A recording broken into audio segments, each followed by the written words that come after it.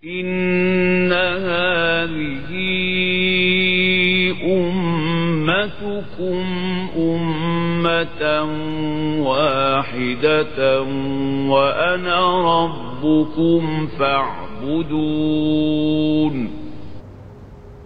وما أرسلناك إلا رحمة للعالمين.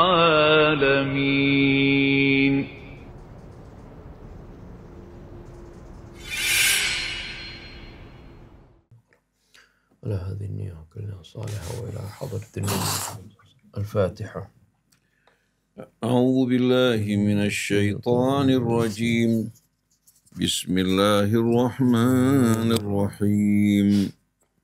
الحمد لله رب العالمين الرحمن الرحيم مالك يوم الدين إياك نعبد وإياك نستعين اهدنا الصراط المستقيم صراط الذين أنعمت عليهم غير المغضوب عليهم ولا الضالين.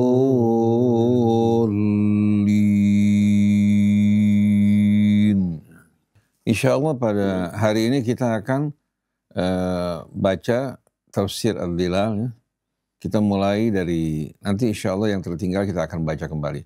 Kita mulai dari i'lamu annamal hayatud dunya la'ibun walahun wazinah. Halaman 3491. A'udzu billahi minasy syaithanir rajim. Bismillahirrahmanirrahim.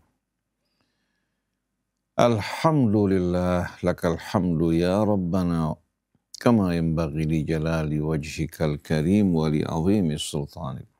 Subhanak la nuhsi thana'an 'alaika anta kama athnayta 'ala nafsik. Falakal hamdu hatta tarda, walakal hamdu idza radit, walakal hamdu ba'dal ridha. Allahumma salli ala Muhammadin wa ali Muhammad, kama sallaita ala Ibrahim wa ali Ibrahim. Wa barik ala Muhammadin wa ali Muhammad, kama barakta ala Ibrahim wa ali Ibrahim, fil alamina innaka hamidun majid. Assalamu alayka ya Rasulullah, assalamu alayna wa ala ibadillahi salihin, wassalamu alaikum warahmatullahi wabarakatuh. Allahumma atina min indika rahmah wa 'allimna min ladunka ilman nafi'a wa anfa'na bima 'allamtana. Rabbana zidna ilman wa alhiqna bis salihin. A'udzu billahi minasy syaithanir rajim.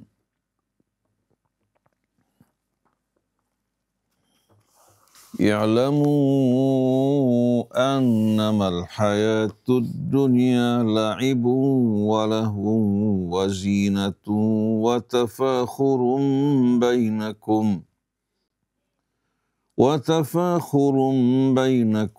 takathurun fil amwali wal aulad كمثل غيث أعجب الكفار نباته ثم يهيج فتراه مصفرا ثم يكون حطاما وفي الآخرة عذاب شديد ومغفرة من الله ورضوان وما الحياة الدنيا إلا متاع الغرور سابقوا إلى مغفرة من ربكم وجنة أرضها كأرض السماء والأرض أعدت للذين آمنوا بالله ورسله ذلك فضل الله يؤتيه من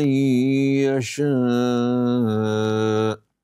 والله ذو الفضل العظيم. ما أصاب من مصيبة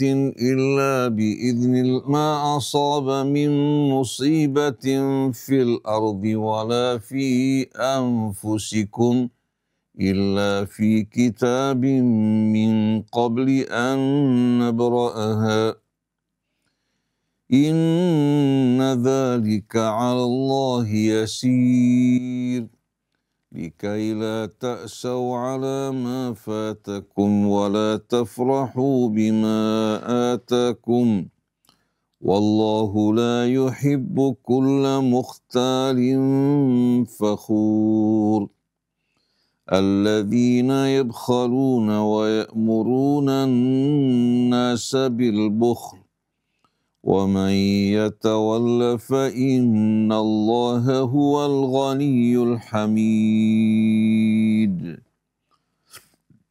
صدق الله العظيم صدق الله العظيم وصدق رسوله الكريم ونحن على ذلك من الشاهدين والحياة الدنيا حين تقاس بمقاييسها والحياة الدنيا حين تقاس بمقاييسها هي وتوزن بموازينها تبدو في العين وفي الحس أمرا عظيما هائلا ولكنها حين تقاس بمقاييس الوجود وتوزن بميزان الآخرة تبدو شيئا زهيدا تافها وهي هنا في هذا التصوير تبدو لعبة أطفال بالقياس إلى ما في الآخرة من جد تنتهي إليه مصائر أهلها بعد لعبة الحياة لعب ولهو وزينة وتفاخر وتكاثر هذه هي الحقيقة وراء كل ما يبدو فيها من جد حافل واهتمام شاغل ثم يمضي يضرب لها مثلا مصورا على طريقة القرآن المبدعة كمثل غيث أعجب الكفار نباته والكفار هنا هم الزراع فالكافر في اللغة هو الزارع يكفر أي يحجب الحبة ويغطيها في التراب ولكن اختياره هنا فيه تورية وإلماع إلى إعجاب الكفار بالحياة الدنيا ثم يهيج فتراه مصفرا للحصاد فهو موقوت الأجل ينتهي عاجلا ويبلغ أجله قريبا ثم يكون حطاما وينتهي شريط الحياة كلها بهذه الصورة المتحركة المأخوذة من مشاهدات البشر المألوفة ينتهي بمشهد الحطام فأما الآخرة فلها شأن غير هذا الشأن شأن يستحق أن يحسب حسابه وينظر إليه ويستعد له وفي الآخرة عذاب شديد ومغفرة من الله ورضوان فهي لا تنتهي في لمحة كما تنتهي الحياة الدنيا وهي لا تنتهي إلى حطام كذلك النبات البالغ أجله إنها حساب وجزاء ودوام يستحق الاهتمام وما الحياة الدنيا إلا متاع الغرور فما لهذا المتاع حقيقة ذاتية إنما يستمد قوامه من الغرور الخادع كما أنه يلهي وينسي فينتهي بأهله إلى غرور خادع وهي حقيقة حين يتعمق القلب في طلب الحياة حقيقة لا يقصد بها القرآن العزلة عن حياة العقل وهي حقيقة حين يتعمق القلب في طلب الحياة حقيقة لا يقصد بها القرآن العزلة عن حياة العقل ولا إهمال إمارتها وخلافتها التي ناطها بهذا الكائن البشري إنما يقصد بها التصحيح المقاييس الشعورية والقيم النفسية والاستعلاء على غرور المتاع الزائل وجاذبيته المقيدة بالأرض. وجاذبيته المقيدة بالأرض boleh juga المقيدة بالأرض. هذا الاستعلاء الذي كان المخاطبون بهذه السورة في حاجة إليه ليحققوا إيمانهم، والذي يحتاج إليه كل مؤمن بعقيدة ليحقق عقيدته ولو اقتضى تحقيقها أن يضحي بهذه الحياة الدنيا جميعا. ومن ثم يدعوهم إلى السباق في ميدان السباق الحقيقي للغاية التي تستحق السباق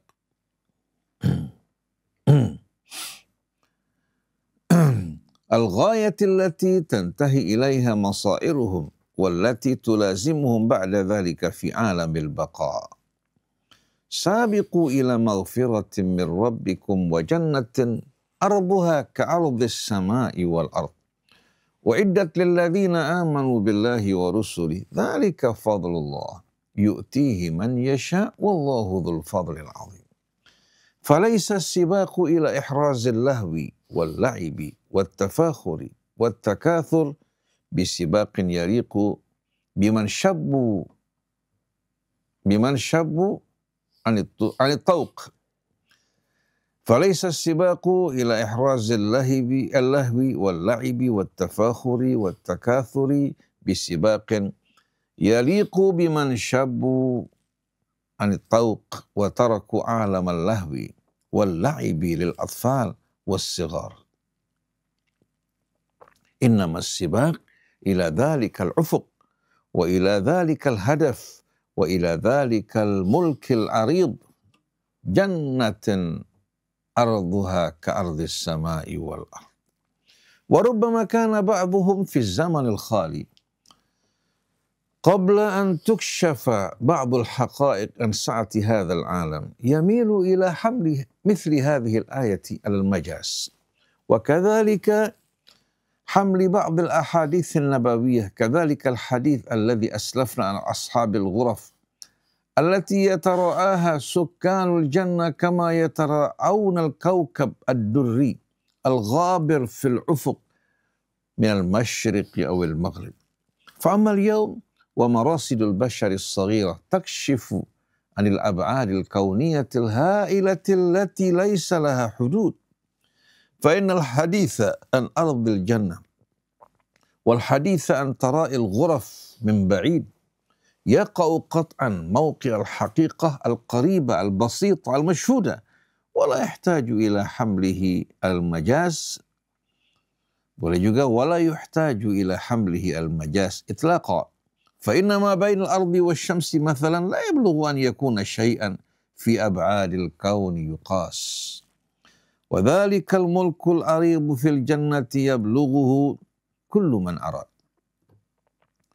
ويسابق إليه كل من يشاء، وعربونه الإيمان بالله ورسله ذلك فضل الله يؤتيه من يشاء والله ذو الفضل العظيم. وفضل الله غير محجوز ولا محجور، فهو مباح متاح للراغبين والسابقين، وفي هذا فليتسابق المتسابقون لا في رقعة الأرض المحدود الأجل المحدود الأركان. ولا بد لصاحب العقيدة أن يتعامل مع هذا الوجود الكبير ولا يحصر نفسه ونظره وتصوره واهتمامه ومشاعره في عالم الأرض الضيق الصغير. لا بد له من هذا ليؤدي دوره اللائق بصاحب العقيدة، هذا الدور الشاق الذي يصطدم بحقارة الناس وأطمائهم، كما يصطدم بضلال القلوب والتواء النفوس، ويعاني من مقاومة الباطل وتشبثه بموضعه من الأرض، ما لا يصبر عليه إلا من يتعامل مع وجود أكبر من هذه الحياة وأوسع من هذه الأرض وأبقى من ذلك الفناء. إن مقاييس هذه الأرض wa mawazinaha la tumathilul haqiqata allati yanbaghi an tastaqirra fi dhamiri sahibil aqidah. Wa ma tablughu min tamthili tilka al-haqiqa illa biqadari ma yablughu hajmul ardi bil qiyasi ila hajmil kaun. Wa ma yablughu umurul ard bil qiyasi ila al-azali wal abad. Wal fariqu ha'ilun la tablughu maqayisul ardi kulluha an tuhaddidahu wala hatta an tushira ilaih. Wa min thamma yabqa sahibul aqidati fi ufuqil haqiqatil kabirati musta'aliyan ala waqi'il ardi as-saghir. Mahma tabakhama hadzal waqi' wa imtadda wastatal yabqa yata'amalu ma'a tilka al-haqiqatil kabirati at-taliqati min quyudi hadzal waqi' as-saghir. ويتعامل مع الوجود الكبير الذي يتمثله في الأزل والأبد وفي ملك الآخرة الواسع العريض وفي القيم الإيمانية الثابتة التي لا تهتز لخلل يقع في موازين الحياة الدنيا الصغيرة الخادعة. وتلك وظيفة الإيمان في حياة أصحاب العقائد المختارين لتعديل قيم الحياة وموازينها la litta'amuli biha wal khudu'i li muqtadayatiha. Wallahu a'lam. Jadi apa yang digambarkan oleh Al-Quran atau digambarkan Allah dalam Al-Quran mengenai kehidupan dunia yang begitu sepele, yang begitu kecil, tak berarti bila dibandingkan dengan hakikat kehidupan yang sebenarnya. Seperti yang Sayyid Qutb katakan, kehidupan dunia ini apabila diukur dan ditimbang dengan timbangan-timbangan duniawi, niscaya akan nampak di hadapan mata maupun dalam perasaan kita merupakan sesuatu yang besar, yang dahsyat. Kalau kita berada di udara, kita mengarungi samudera, kita mengadakan perjalanan di atas muka bumi, berpindah dari satu negara ke negara, kita merasakan dunia begitu besar. Kita juga menyaksikan negara-negara yang dinamakan negara-negara superpower.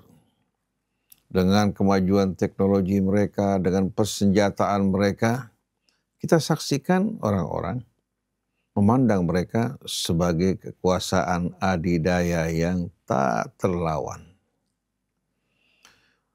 Oleh karena itu kita jumpai banyak atau kebanyakan dari kaum muslimin yang jiwa mereka kosong dari iman kepada Allah, iman kepada hari akhir, memandang kekuatan-kekuatan tersebut jauh lebih dahsyat dibandingkan dengan kebesaran keagungan Allah. Padahal yang mereka saksikan hanyalah merupakan kekuatan yang sepele, juga merupakan kebesaran-kebesaran yang semu. Yang semua itu hanya merupakan ilusi. Oleh karena itu menyedihkan sekali kita jumpai sebahagian dari ulama-ulama kita yang kita anggap cerdas, berilmu, hafidh Al-Quran, menganggap perjuangan kaum muslimin di Gaza menghadapi Zionis Israel yang menolak kezaliman, menolak kehinaan. Mereka anggap ini perbuangan yang sia-sia. Kita tidak akan mampu untuk berhadapan dengan Zionis yang didukung oleh negara adidaya seperti Amerika dan negara-negara Eropa. Oleh karena itu, sebaiknya kita hijrah. Karena kita tidak diperintahkan untuk menjaga, memperjuangkan Palestina. Tapi Allah perintahkan kita untuk menjaga iman kita. Daripada kita berjuang dengan sia-sia, lebih baik kita memperjuangkan sunnah atau jihad sunnah. Itu dengan menyibukkan diri kita, dengan meluruskan ibadah ritual kita agar sesuai dengan sunnah Rasul. Ini ucapan keluar dari mulut orang-orang yang kita anggap berilmu. Karena apa? Karena mereka terpana, terpukau menyaksikan kebesaran negara adidaya. Padahal mereka tidak tahu bahwa pada saat mereka berjuang, pada saat itu mereka berada di bawah naungan Allah. Seandainya mereka mati dalam keadaan syahid, dunia bukan tujuan mereka. Mereka mati syahid, mendapatkan betul-betul kesempatan untuk meraih kemuliaan yang tak mungkin dapat dibayangkan oleh mereka. Oleh karena itu, Sayyid Qutb di sini berusaha untuk mengingatkan kita melalui hasil renungannya pada ayat 20 dari suratul Hadid ini, ya, yang menghentak kita, mengingatkan kita agar kita sadar akan hakikat kehidupan dunia. Ketahuilah bahwa kehidupan dunia ini hanyalah permainan. Begitu juga kesenangan yang melalaikan, menghabiskan waktu kita, menghabiskan energi kita, membuat jiwa kita juga terombang-ambing. Juga zina, perhiasan. Wa tafakhurum bainakum, dan saling membanggakan di antara kalian. Wa takatsurum fil amwali wal aulad, dan berlomba-lomba untuk memperbanyak harta, anak. Sebagaimana yang kita jumpai, kesenangan untuk mengumpulkan harta. Pada tahun ini orang terkaya di dunia adalah fulan dan fulan. Donald Trump pernah menjadi orang terkaya. Sekarang telah tua renta, tinggal menunggu saat berakhir kehidupannya yang sia-sia. Kamathali ghaithin a'jabal kufar, sebagaimana butiran air hujan yang turun ke bumi, menumbuhkan tumbuh-tumbuhan dan pemandangan yang indah, hijau dan permai. A'jabal kufar, yang membuat para petani terkagum-kagum dan terpesona. Al-kufar sebagaimana yang telah diterangkan, dia jamak dari kafir, bukan menjelaskan orang-orang yang ingkar, tapi maksud ya, lafzi dari kata ini para petani yang terpesona. Tapi seperti yang saya tadi katakan, bahwa di sini mengandung tauriah. Tauriah itu sindiran secara tidak langsung. Diambil dari kata warra yuwarri tauriyatan, artinya menutupi. Jadi di tengah pada kata kafir di sini yang menggambarkan petani-petani, sebenarnya secara khusus kepada mereka yang tertipu, terpedaya oleh kehidupan dunia, melihat bagaimana pertanian mereka yang sedang indah, permai, menarik, menawan, mereka lupa tak lama kemudian hasil panennya akan dituai. Tsumma yahiju, tak lama kemudian tanaman yang tadinya memukau, mempesona akan berubah melayu. Fatarahu musfarra, berubah menguning. Tsumma yakunu hutama, setelah itu dia akan hancur berderai-derai, terinjak-injak, sebagaimana para pembajak ketika memulai menanam, mereka menghancurkan semua sisa-sisa pertanian sebelumnya. Lalu berakhir kehidupan dunia dengan begitu cepat, sebagaimana masa pertumbuhan tanaman seperti gandum, padi, dan lain sebagainya.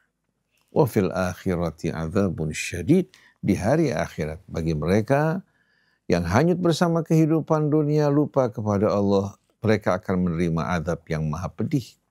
Wa maghfiratun minallahi wa ridwan, tapi bagi orang yang beriman, Allah sediakan ampunannya dan keridhaannya. Wa mal hayatud dunya illa mata'ul ghurur, sesungguhnya kehidupan dunia ini hanyalah kesenangan yang penuh dengan kepalsuan. Kesenangan yang bersifat ilusi. Untuk mendapatkannya, membuat kita harus berletih lelah, bersusah payah, mengalami tekanan dan stres yang tak terhingga. Ini merupakan gambaran dari kehidupan dunia. Tapi yang perlu kita perhatikan di sini,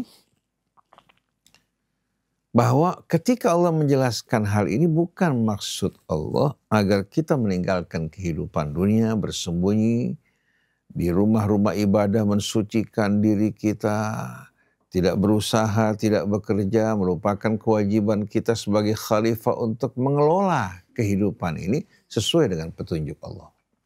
Kalau memang itu yang dimaksudkan Allah, kenapa harus Allah menciptakan manusia? Cukup dengan memperbanyak jumlah malaikat menempati bumi, mereka tidak akan merusak, tidak akan menumpahkan darah.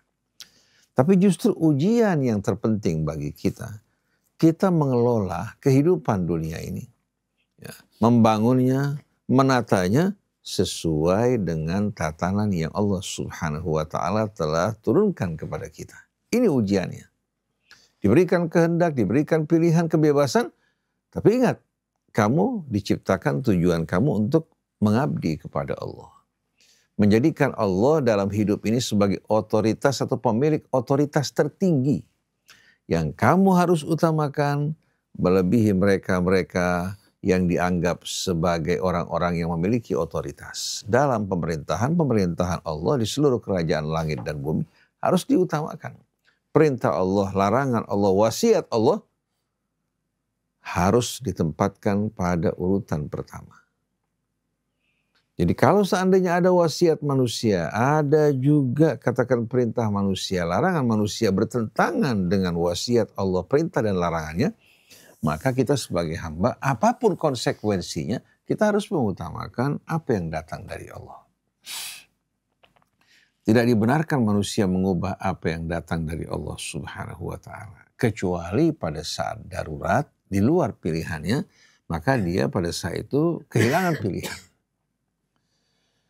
Oleh karena itu Sayyid Qutb mengatakan bahwa tujuan dari ayat-ayat ini bukan untuk membuat kita manusia terasing dari kehidupan dunia, tapi tujuan dari ayat ini untuk apa? Untuk meluruskan emosi kita, perasaan kita, di mana neracanya bukan lagi dunia sebagai tolok ukur, tapi neracanya kehidupan yang jauh lebih besar, yang jauh lebih indah, yang jauh lebih mulia dan lebih kekal dibandingkan kehidupan dunia ini yang tafih dan sederhana, usianya singkat dan pendek sebagaimana usia tanaman dan tumbuh-tumbuhan. Dari mulai masa penanaman menghijau, menguning, setelah itu hancur berderai-derai. Masakah kehidupan seperti ini yang menjadi perhatian kita? Lalu dalam keterangan-keterangan Sayyid Qutb di sini, kalau kita perhatikan bersama-sama, sebagaimana Al-Quran menggiring kita untuk betul-betul mendahulukan yang lebih utama. Ini yang akan membawa kita menuju keridhaan. Walal akhiratu khairul laka minal ula wala sawfa yu'tika rabbuka fatardu. Jadi Al-Quran memaparkan kepada kita kehidupan dunia bukan dengan tolak ukur yang biasa kita pergunakan. Demi memperebutkan sejengkal dua jengkal tanah kita berkelahi bermusuh-musuhan. Kita masuk ke pengadilan. Bahkan di antara sesama saudara. Bahkan yang menakjubkan pada saat ini terjadi juga keributan di antara orang tua dan anaknya yang berdiri di hadapan pengadilan karena orang tua merampas hak milik anaknya. Begitu juga pertumpahan darah yang berlangsung dari mulai anak Adam. Kemudian kita saksikan bagaimana terjadi pertumpahan darah di antara umat manusia. Bahkan di antara mereka yang bersaudara seperti Bani Israel yang ayah ibu mereka sama. Kita saksikan sebagai contoh bagaimana putra-putra Yakub alaihi salatu wassalam. Bagaimana mereka tega untuk melontarkan saudara mereka ke dalam sumur. Bahkan sebelumnya berencana untuk membunuhnya. Nah, kita lihat di sini, ini merupakan persimpangan jalan orang yang beriman. Apapun yang terjadi mereka tidak akan sama sekali berpaling dari tujuan hidup mereka yang lebih besar, lebih mulia. Walaupun di dunia mereka disepelekan sebagai orang yang tidak punya, yang tidak berarti. Tapi hanya mereka yang tahu bahwa hati mereka bertujuan dengan tujuan yang lebih besar. Sedangkan yang satu lagi mengutamakan kehidupan dunia, hanyut bersamanya, menjadikannya sebagai tujuan hidup. Orang-orang seperti mereka kita saksikan dalam kekuasaan pada saat ini. Bagaimana partai-partai saling memperebutkan kekuasaan, mengada-adakan kebohongan, menyebarkan fitnah, memasukkan orang yang tidak berdosa ke dalam penjara. Sedangkan para penjahat justru mereka mendapatkan penghargaan dan tempat-tempat yang mulia. Dan ini berlangsung bukan hanya satu masa. Dari mulai kemerdekaan Indonesia, begitu pula dari sebelum kemerdekaan Indonesia kita saksikan mereka-mereka yang bersekongkol bersama penjajah Belandanya, Portugisnya, kemudian para pejuangnya. Dan sesuai dengan pilihan mereka, Allah akan tempatkan mereka di tempat yang sesuai. Oleh karena itu, jangan pernah kita melupakan tujuan hidup kita. Jangan melihat dunia besar. Karena dunia apabila diukur dengan ukuran al-wujud, ukuran dari apa? Alam semesta yang sebenarnya. Arti dari keadaan alam semesta yang sebenarnya, keluasannya, kebesarannya, yang jauh lebih besar dibandingkan kehidupan kita di atas muka bumi ini, kita akan merasa malu, hina apabila kita hidup sebagai manusia yang diutamakan Allah sebagai khalifahnya, ternyata rela bekerja sebagai budak-budak dunia ini. Dan subhanallah, ikhwan akhwat yang dirahmati Allah, sudah menjadi ketetapan Allah. Siapa yang mencintai dunia, setia kepadanya, dunia akan mengkhianati dirinya dan akan merendahkannya. Kenapa? Bagaimana mungkin dunia akan setia kepada mereka-mereka yang durhaka kepada Allah? Sedangkan dunia seluruhnya bertasbih kepada Allah. Sabbahalillahi man fis samawati wa fil ardi wa huwal azizul hakim. Sabbahalillah ma fis samawati wa ma fil ardi wa huwal azizul hakim. Jadi mana mungkin dunia akan berkhianat pada Tuhannya sedangkan dia selalu bertasbih kepada Allah. Maka para pencinta dunia yang setia kepada dunia ini, siap-siaplah dunia akan mengkhianati. Oleh karena itu kita saksikan pertempuran, pertarungan, perselisihan di antara para pencinta dunia. Bahkan antara anak, istri, orang tua, antara teman dengan teman yang tadinya berkumpul begitu damai dan rukun. Dalam urusan dunia, tahu-tahu terjadi pertentangan, permusuhan di antara mereka. Seolah-olah mereka tidak pernah berteman sebelumnya. Tapi sebaliknya orang yang mencintai Allah, yang setia kepada Allah, maka dunia akan siap melayaninya. Jangan Anda melihat berapa banyak yang mereka miliki, tapi perhatikan betapa besarnya kebahagiaan di hati mereka dengan syukur mereka pada saat menerima nikmat. Begitu juga pada saat mereka menghadapi musibah, mereka tersenyum penuh dengan kesabaran karena pada saat mereka menghadapi musibah juga mereka akan menjadi kekasih Allah. Allah bersama orang yang bersabar. Allah mencintai orang yang bersabar. Allah akan membalas orang yang bersabar dengan balasan yang tak terhitung. Ini hanya diketahui dirasakan oleh orang yang beriman. Dalam segala hal mereka memuji Allah. Alhamdulillah ala kulli halin wa fi kulli hal. Jadi pada ayat tadi yang berisikan perumpamaan yang amat indah juga ada kata tauriyah. Sindiran yang halus bahwa mereka para petani yang hanya menjadikan pertanian mereka sebagai tujuan adalah orang-orang yang tertipu. Banyak dari mereka enggan untuk mengeluarkan zakat mereka. Bahkan mereka orang-orang Islam. Seperti kita jumpai daerah-daerah persawahan. Satu orang bercerita, Ustaz tahu tidak itu orang konglomerat. Sekian banyak tanahnya. Tapi ternyata zakat sekalipun tidak pernah dikeluarkan. Paling hanya sedikit-sedikit dia mengeluarkan. Untuk menutupi wajahnya yang hina. Dengan penutup yang kelihatan manis. Nah, kalau kita lanjutkan kepada ayat berikutnya. Di sini Allah Subhanahu wa Ta'ala mengajak kita untuk berlomba-lomba. Memperebutkan sesuatu yang seharusnya menjadi perhatian utama kita. Sabiqu ila maghfiratin min rabbikum wa jannatin arduha ka'ardis sama'i wal ardh. Hendaklah kalian berlomba-lomba untuk meraih ampunan dari Tuhan kalian. Karena kita semua menyadari bagaimanapun taatnya kita kepada Allah, tak sedikit dosa yang kita lakukan. Kalau dosa-dosa kita dihitung oleh Allah, niscaya akan menutupi seluruh kebaikan yang pernah kita lakukan. Belum lagi kelalaian kita untuk bersyukur kepada Allah atas nikmat-nikmatnya. Apa yang mau kita banggakan dari ketaatan? Apa yang mau kita banggakan dari kebaikan? Di hadapan sekian banyak kelalaian kita, pelanggaran kita, kemaksiatan kita. Hanya orang yang tertipu dengan kehidupan dunia bangga dengan apa-apa yang mereka lakukan. Padahal di hadapan satu nikmat Allah, semua itu berguguran tak berarti. Oleh karena itu Nabi saja memohon ampun pada Allah. Pada akhir kehidupan Nabi sebelum beliau wafat, Allah memberikan kabar gembira kepadanya bahwa orang akan masuk ke dalam Islam berbondong-bondong. Sebagai penutup, fasabbih bihamdi rabbika wastaghfirhu innahu kana tawwaba. Maka bertasbihlah kamu memuji Tuhanmu dan mohon ampunlah kepadanya. Sesungguhnya dia sebaik-baiknya penerima taubat. Bayangkan coba, Nabi dengan seluruh perjuangannya Allah perintahkan untuk bertaubat. Apa kita tidak merasa malu? Dengan apa yang kita lakukan di hadapan nikmat Allah dan pelanggaran-pelanggaran yang kita lakukan. Padahal Nabi tak pernah sekalipun dia melakukan pelanggaran atas apa yang Allah perintahkan maupun apa yang dilarang oleh Allah. Tapi seorang hamba semakin menyadari kebesaran keagungan Tuhannya, dia menyadari kekurangan dirinya. Ini merupakan gambaran seorang hamba yang sebenarnya. Jadi berlomba-lombalah kalian untuk meraih ampunan dari Tuhan kalian. Wa jannatin arduha ka'ardis sama'i wal ard. Dan surga yang luasnya bagaikan luasnya langit dan bumi. Uiddat lilladzina amanu billahi wa rusuli, yang disediakan untuk mereka-mereka yang beriman kepada Allah dan Rasul-Rasulnya.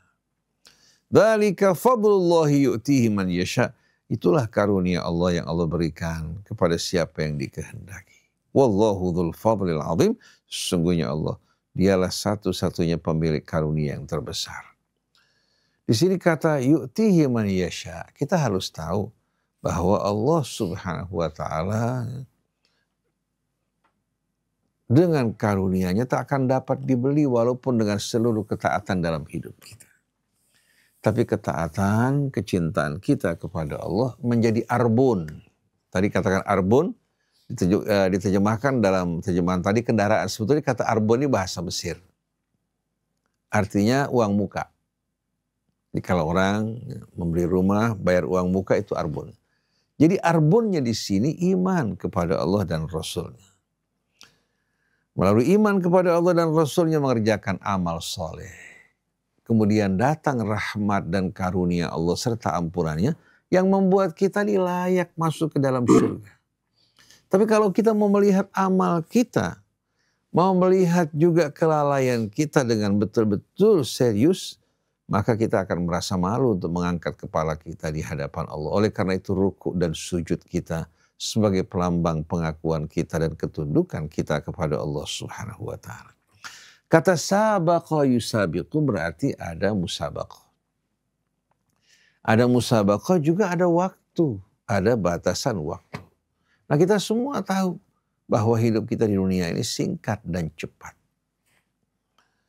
Kemudian semua kesenangan, kenikmatan yang kita miliki hanyalah ilusi. Jadi kalau kita lengah, kita habiskan waktu kita dengan sia-sia, kita akan menyesal. Karena waliyadzubillah, waktu tidak akan menunggu. Oleh karena itu Allah berfirman, wal asri, demi masa. Wal asri. Dan subhanallah masa, ya, kalau dikaitkan dengan waktu asar merupakan masa yang singkat dan pendek dari mulai ya, matahari setinggi 2 tombak hingga terbenamnya matahari. 1 tombak hingga terbenamnya matahari. Merupakan waktu yang amat singkat. Oleh karena itu, kalau kita perhatikan bagaimana waktu ya, memerah sari-sari kehidupan kita. Waktu ya, yang betul-betul begitu cepat berlalu tanpa kita sadari. Dari mulai masa kanak-kanak, remaja, dewasa, sekarang kita telah mencapai usia tua. Rasulullah wafat pada usia 63 tahun Hijriah, berarti 61 tahun Masehi. Tapi waktu beliau hidup itu penuh keberkahan. Dan keberkahannya sampai saat ini kita rasakan. Kita merupakan bahagian dari keberkahan Rasul. Dengan hidayah yang beliau bawa kita mendapatkan hidayah. Tapi hidup kita ini sekarang sudah melebihi 60 tahun. Dalam hitungan Hijriah usia saya 67 tahun. Berarti 65 tahun dalam hitungan Masehi. Apa yang telah kita buat?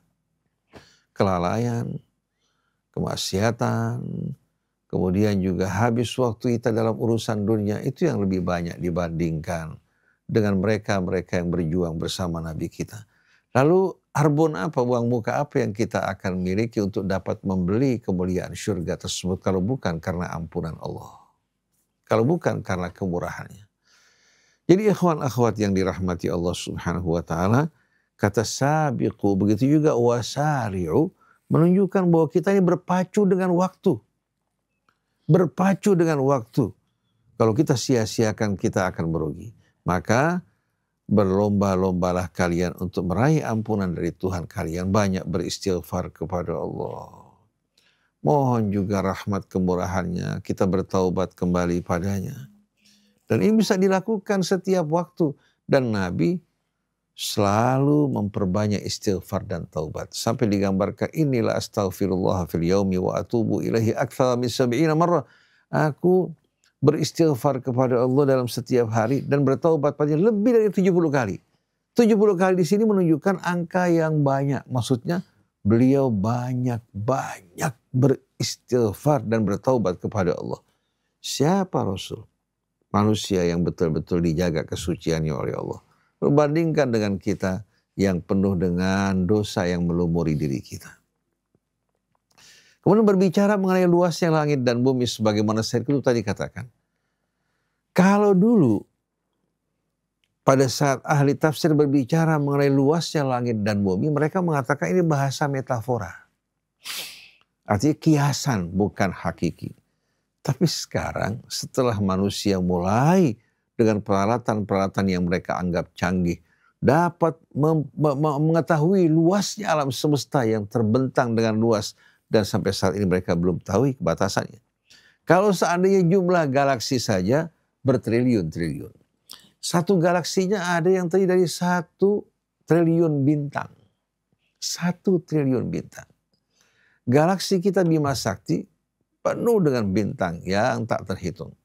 Kemudian salah satu bintangnya matahari kita. Planet-planet mengitari matahari kita. Sedangkan matahari bersama seluruh planet mengitari pusat galaksinya. Itu galaksi Bima Sakti. Belum galaksi Andromeda, galaksi yang lain. Nah kalau satu galaksi saja di luar jangkauan kemampuan manusia untuk melintasinya, bagaimana luasnya alam semesta ini? Luas yang terbentang begitu luas. Lalu dalam sebuah riwayat sebagaimana diceritakan Sayyid Qutb, ketika para penghuni surga menyaksikan teman-teman mereka yang berdiam di istana-istana dan kamar-kamar mereka. Mereka memandang pemandangan jaraknya itu mirip dengan apa? Dengan bintang yang begitu jauh yang melintas. Jadi kehidupan di surga ini sebetulnya apa? Sekarang yang dikhayalkan atau dalam Star Trek katakan melintasi antara bintang dengan arai-arai yang dibuat oleh mereka. Sekejap mereka berpindah dari bintang ke bintang. Itu merupakan khayalan. Tapi subhanallah surga gambarkan bahwa itulah merupakan kediaman dari para penghuni surga. Ya. Hingga digambarkan dalam sebuah riwayat ketika seorang penghuni surga yang terakhir masuk ke dalam surga. Ketika dia masuk ke dalam surga, yang terakhir dia mungkin beranggapan diri tidak kebagian tempat. Tahu-tahu ternyata ditawarkan padanya kediaman dan kemegahan seperti kediaman yang pernah ditempati di bumi. Seluruh bumi itu dengan luasnya diberikan kepadanya. Ini merupakan orang yang terakhir masuk surga. Sedangkan kita berkelahi ribut hanya gara-gara 100 meter, 200 meter tanah. Ribut dengan saudara kita hanya disebabkan 1 juta, 2 juta rupiah. Katakan 1 miliar, 1 triliun. Semua ini tidak ada arti apa-apa sama sekali. Tapi dunia telah membuat kita lupa, mabuk, lalai, dan lengah sampai kita pandang saudara kita, sesama orang yang beriman sebagai musuh. Karena cinta kita pada dunia, Zionis Israel kita anggap sebagai kawan. Sampai salah satu menteri di pemerintahan Palestina di tepi barat mengatakan bahwa melucuti atau melenyapkan Hamas itu merupakan faridah syariah, kewajiban yang masyru'. Bahkan orang-orang dari Saudi Arabia mengatakan apa? Saudi Arabia memberikan bantuan untuk menghidupkan mereka, itu pangan. Memberikan bantuan makanan dan minuman. Sedangkan Iran memberikan bantuan yang membawa kematian mereka. Jadi sebetulnya yang membunuh Hamas adalah Iran. Karena memberikan senjata dan lain sebagainya.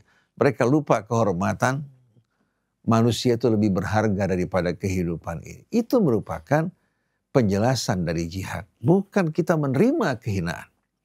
Jadi kalau seandainya penghuni surga akan mendiami surga, penghuni surga terakhir mendiami kerajaan seperti di bumi ini. Itu yang terakhir masuk. Tapi mereka-mereka yang akan menjadi penghuni api neraka hanya menyaksikan penghuni surga dengan kenikmatannya, sedangkan mereka dalam api neraka merana, menderita, dan terbakar. Jadi akhwat yang dirahmati Allah, kalau kita selalu mengingat ayat-ayat Allah, peringatannya, kita akan sadar bahwa sebetulnya pada saat kita mencintai dunia berlebihan akan merusak hidup kita, menghilangkan kebahagiaan kita. Tapi orang yang memiliki iman terhadap Allah dan hari akhir, terhadap Rasulnya, terhadap kitab sucinya, dia tidak akan sayang berkorban. Bahkan kalau perlu dirinya dikorbankan di jalan Allah Subhanahu wa ta'ala. Tapi yang mencintai dunia akan berubah, menjijikkan, wajahnya juga penuh dengan keserakahan. Air mukanya juga terlihat tidak menarik sama sekali. Nah, di hadapan kita tawaran dari Allah. Berlomba-lombalah kalian untuk meraih ampunan dari Tuhan kalian selagi kalian belum sakaratul maut. Dan surga yang luasnya bagikan luas langit dan bumi yang disediakan untuk orang yang beriman kepada Allah dan Rasulnya. Itulah merupakan karunia Allah. Kenapa dikatakan fadlullah? Karena bergantung pada amal kita mustahil. Amal kita hanya sebagai arbon, sedangkan karunia Allah Subhanahu wa ta'ala yang menyempurnakan kita untuk bisa masuk ke dalam surganya. Allah berikan bagi siapa yang Allah kehendaki, yaitu mereka yang mencintai Allah. Allah akan membalas cinta orang yang mencintainya.